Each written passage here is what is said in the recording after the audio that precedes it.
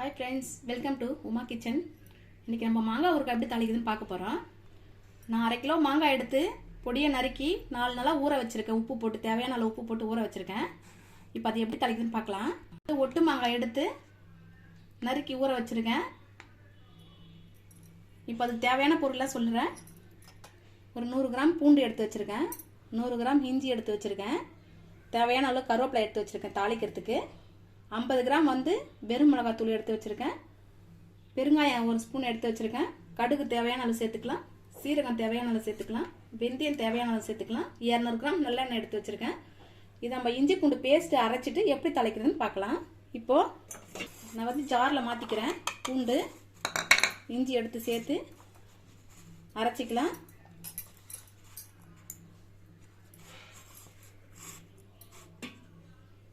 லைட்டா கொஞ்சம் தண்ணி சேர்த்துக்கிறேன் அப்பதான் பேஸ்ட் மாதிரி அரையும்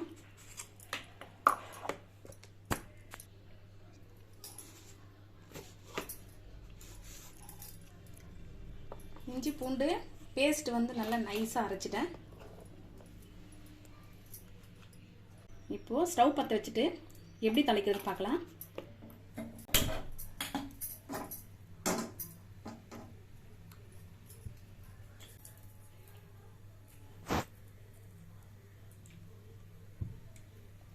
ஒரு 200 கிராம் எண்ணெய் சேர்த்திருக்கேன்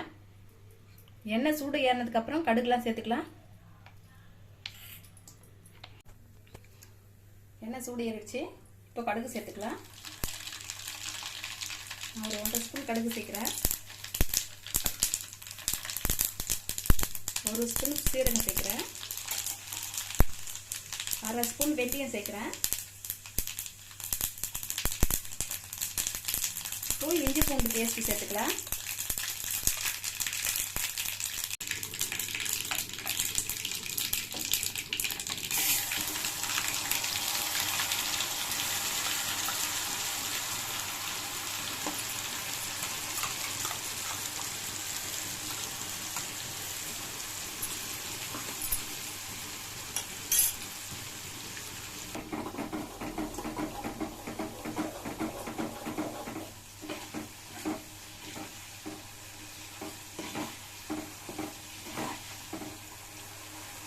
சேர்க்கிறேன்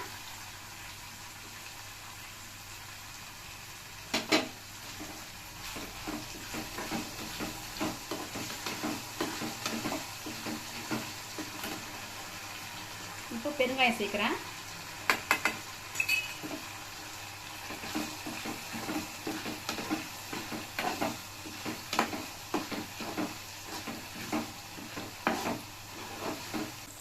அடி பிடிக்காம நல்லா கிட்டவே இருந்துட்டு நல்லா தொழிக்கிட்டே இருக்கணும்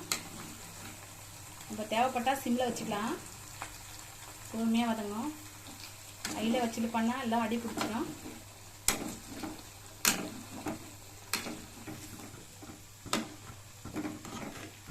நல்லா இஞ்சி பூண்டு வந்து செவந்து வந்துடுச்சு இப்போ நம்ம மிளகாத்தூள் சேர்த்துக்கலாம்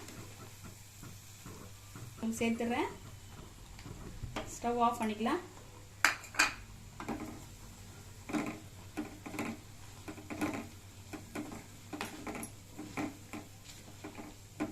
சூடான எண்ணெயில வந்து மிளகாத்தூளை சேர்த்தாதான்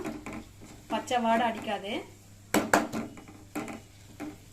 நம்ம ஒரு வாரத்துக்கு முன்னாடியே கூட உப்பு மிளகாத்தூள் ஒண்ணா போட்டு கூட நம்ம ஊற வச்சுட்டு அப்படியே கூட தாளிச்சிக்கலாம் அது பச்சை வாடை அடிக்காது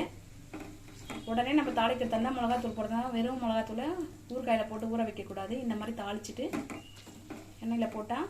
பச்சை வாடை போயிடும் இப்போ நான் அதில் ஊறுகாய் சேர்த்துக்கிறேன்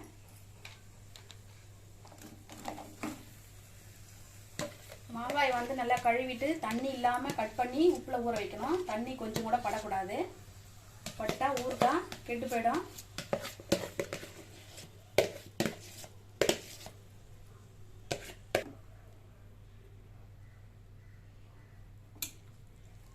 இப்போ இதுல தொக்குல சேர்த்து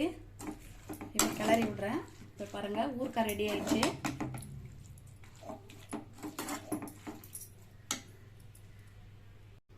மாங்காய் ஊறுகாய் ரெடி ஆயிடுச்சு பாருங்க இந்த மாங்காய் ஊறுகாய் இருக்குல்ல தொக்கு இட்லிக்கு தோசைக்கு எல்லாத்துக்கும் யூஸ் பண்ணிக்கலாம் சாம்பார் சாதத்துக்கு ரொம்ப டேஸ்டாவே இருக்கும் கண்டிப்பா நீங்க வீட்ல ட்ரை பண்ணி பாருங்க மறக்காம சப்ஸ்கிரைப் பண்ணுங்கள், ஷேர் பண்ணுங்கள், லைக் போடுங்க.